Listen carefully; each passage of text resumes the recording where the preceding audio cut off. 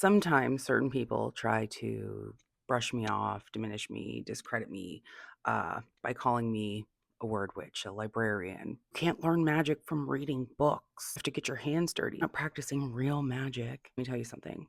A witch who understands that language is the most powerful magic of all can outwit, outsmart, and outlast any other kind of magician out there. You don't have to read books.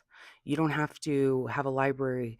You don't have to be an academic to wield that kind of power. You just have to know it exists, why it exists, and how it is magic. Because magic itself begins with language. As humans are able to practice magic because we have language. Humans are the only beings on this earth who can change and shape reality with words. Because while a tree growing is magic, a river flowing is magic, a bird flying is magic, giving birth is magic. Language is the first sacred tool that humans ever had to harness that magic. Because once humans had language, they could name a thing, and by naming it, you alter the relationship with the thing. Naming something binds it. Our patterns of speech shape it. Our narratives, our stories allow things to survive. I'm not even speaking in metaphor. This is literally how the brain works. Language sets the parameters for our cognitive reality. It shapes our world. It adds meaning to things. And magic is nothing more than meaning of something and amplified with will and intention. If you don't believe me, look at Christianity.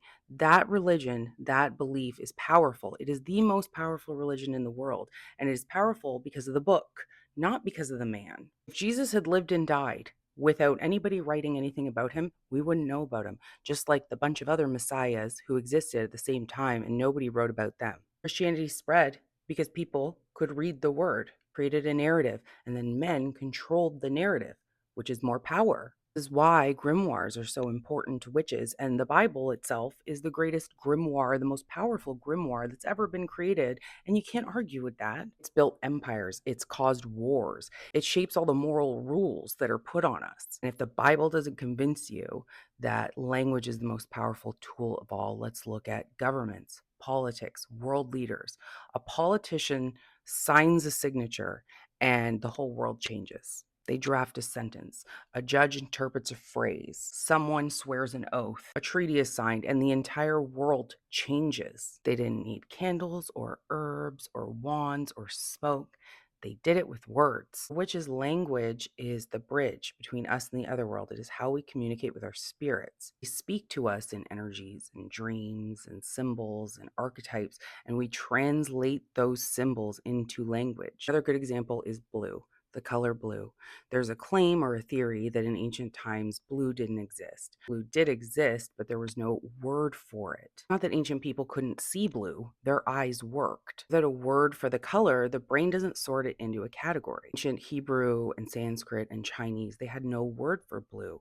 Homer called the ocean or the sea the wine dark sea, not the blue sea, not the dark blue sea, the wine dark sea. Now, there's a nomadic tribe that exists today in southern Angola called the Himba tribe, and they don't have a word for blue.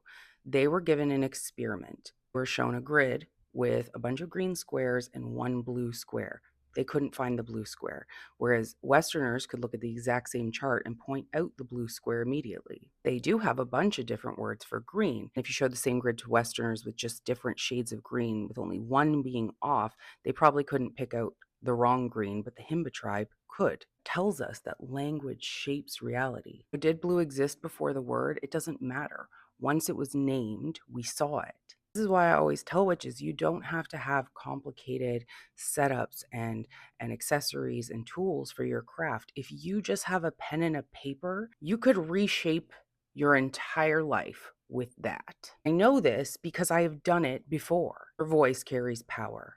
And I genuinely believe that words, language is the most powerful magic of all. And it's something that we all possess, and we can see the results of it all around us. In every spiritual belief, in every religious system, it always begins with the people believing that the words do something. In the Old Testament, God creates with "and God said." Christianity begins with "in the beginning was the word." Ancient Celtic cultures, the bards and the poets were the most powerful. They were the most feared. In Norse paganism, Odin literally sacrifices himself, not for weapons, but for runes, written words of power. Words are spells, spells are words. The difference between storytelling and magic is only the intention. Just remember that.